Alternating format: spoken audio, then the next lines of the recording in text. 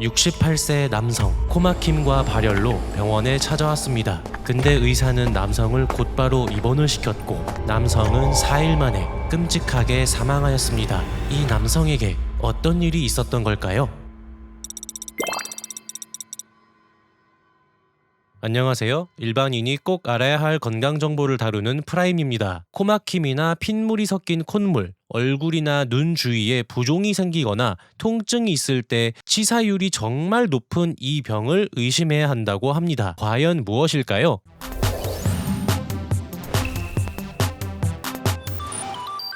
이 병의 이름은 뮤코마이코시스라는 다소 생소한 병으로 한국말로는 털곰팡이증, 모균증이라고도 불린다고 합니다. 이름에서 알 수 있다시피 곰팡이에서 비롯되는데요. 치사율이 무려 50% 수준이라고 합니다. 더 무서운 건 환자가 뮤코마이코시스인데 뮤코마이코시스라고 진단을 할 확률이 물론 의사 선생님들의 능력에 따라 다르겠지만 이 진단 확률이 낮다고 합니다. 왜냐하면 이게 혈액 검사에서 거의 음성으로 나오고 확진을 하려면 대개 조직 검사와 배양이 필요하다고 합니다. 그러니까 내가 뮤코마이코시스 환자라면 앞에 있는 의료 전문가가 뮤코마이코시스인 나를 보고서 이 사람 그거 아닌가? 하면서 뮤코마이코시스를 염두에 두고 조직 검사와 곰팡이균 배양까지 해야 진단 확률이 많이 올라간다고 합니다. 물론 내 앞에 있는 의료 전문가가 내 병력이나 아니면 나의 증상 같은 거,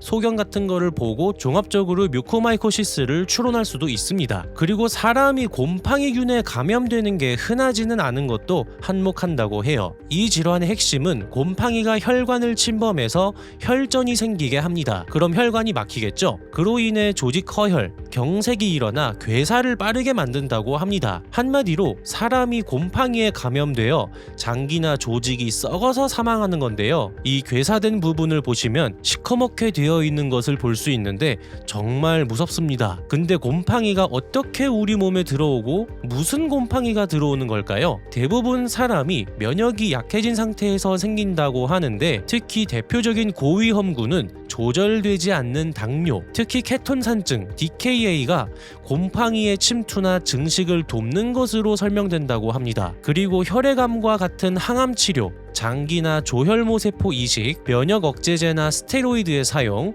철 킬레이터 중에 특히 데페록사민의 사용이 특정 상황에서 위험 요인으로 알려져 있다고 합니다. 근데 이게 뭔 말인지 잘 모르겠으니까 실제 사례를 몇 개 보겠습니다. 한 68세 남성은 조절이 잘 안 되는 당뇨가 있었고 내원 당시 당뇨 케톤산증 상태였습니다. 눈꺼풀이 처지고 안구 주위 통증과 안화첨 증후군, 부종이 있었고요. 발열, 범부비 동염 소견으로 시작했는데 이번 4일 만에 사망할 정도로 급격히 진행되었습니다. 추정되는 감염 경로로는 보통 공기 중에 포자를 흡입하여 코, 부비동, 안화, 뇌로 확산이 전형적이며 CDC에서도 당뇨 환자에서 비부비동에서 시작해 안화, 뇌로 번지는 형태 ROCM이 흔하고 혈관 침범으로 조직 괴사가 빠르게 생기는 것이 특징이라고 설명하고 있습니다. 이 다음 사례로는 단일 기관에서의 6명에 대한 보고인데요. 환자들은 급성골수병, 백혈병 등 혈액암 환자들로 조혈모 세포 이식 또는 강한 항암 치료 후에 호중구 감소 상태에서 발병했다고 합니다. 코, 뇌형, 안면형, 폐로 침범되었으며 여러 장기에 퍼지는 파종형이 포함되었고 일부는 진단이 너무 늦어서 사망한 후에 진단이 되기도 했다고 합니다. 결과적으로 6명 중에 5명이 사망했으며 보고서에서는 빠른 진단과 공격적인 수술적 제거, 고용량 항진균 치료의 중요성을 강조했습니다. 방금 말씀드린 보고에서도 감염 후에 짧은 시간 내에 치명적으로 악화될 수 있다는 것을 보여주었습니다. 다음 사례는 이런 항암 치료나 당뇨 같은 거, 이런 병력이 있던 게 아니라 건강했던 사람들입니다.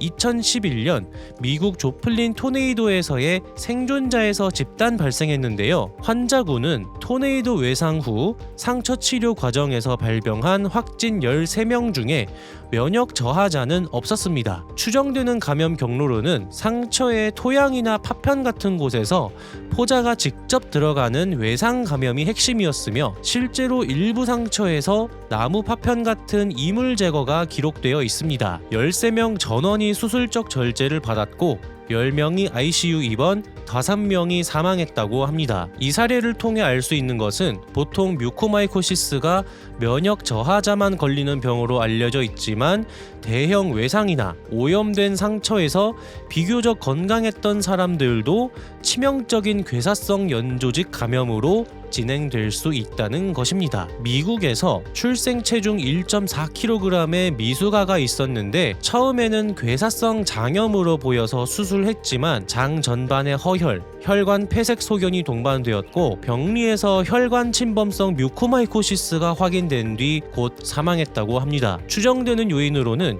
영아에게 투여된 특정 분말 보충제, 프로바이오틱스 표방의 미개봉 제품에서 리조푸스라는 균이 배양되었고 하나의 조직에도 같은 종이 확인되어서 해당 제품이 리콜과 경보로 이어졌습니다. 이 리조푸스는 흔히 빵곰팡이처럼 썩는 유기물에서 잘 자라는 부생성 곰팡이라고 합니다. 이렇게 여러 사례들을 알아보았는데요.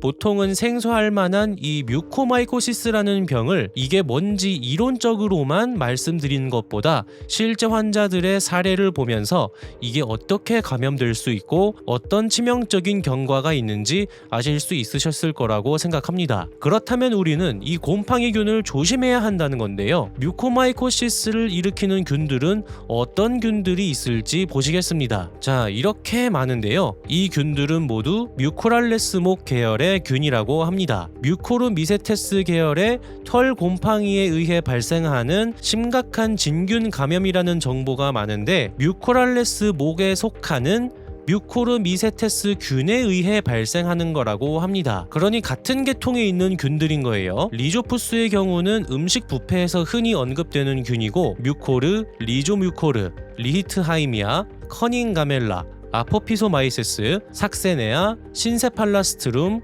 탐노스틸룸이라는 균들은 토양의 부패에 의한 유기물 환경에서 나오며 코케로마이세스는 토양이나 설치류, 도마뱀 등의 분변에서 회수된다는 보고가 있습니다. 뮤코마이코시스를 검색해보면 압시디아라는 균이 언급되는데 이 균이 아까 말씀드린 리히트하이미아로 이름이 바뀐 거라고 합니다. 그러니 리조푸스균을 뺀 대부분은 우리가 흔하게는 접할 수가 없는 균이라고 볼 수 있어요. 곰팡이가 생길 정도로 오염된 토양에 접촉한다든지 하는 기회는 우리에게 별로 없죠. 하지만 여러 곳에서 뮤코마이코시스 감염 예방 쪽으로 얘기하는 건 대부분 비슷했습니다.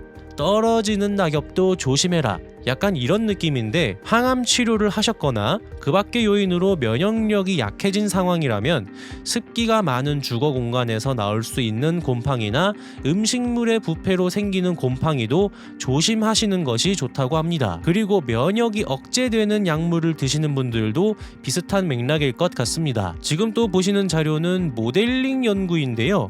실제로 발생한 환자들을 세어본 건 아니고 표본이나 보험 청구 자료나 병원 자료 같은 걸 바탕으로 수학적 통계 모델을 세워서 전체 규모를 추정한 겁니다. 왜냐하면 이 뮤코마이코시스가 원체 좀 희귀하고 나라에 따라 따박따박 신고되는 게 아니라서 데이터가 정확하거나 방대하지 않다고 합니다. 일단 보니까 한국에서는 2017년에 연 10만 명당 0.14명, 그러니까 100만 명당 14명이라고 추정했고 다른 나라도 거의 비슷해요.